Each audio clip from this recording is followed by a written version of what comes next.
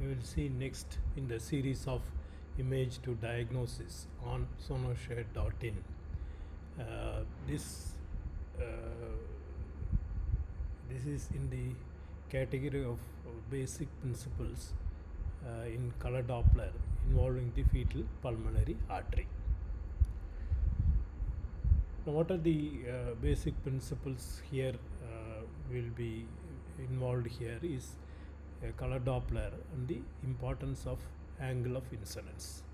So we will take the 3-vessel view of the fetal echo. These are the schematics of a 3-vessel view, cephalic presentation. But instead of the spine being posterior, if the spine is to the left side of the mother, then you see that the angle of incidence varies. The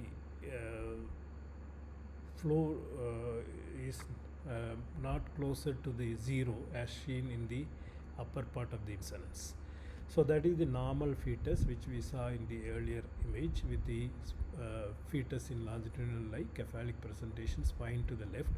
So the flow is blue in the color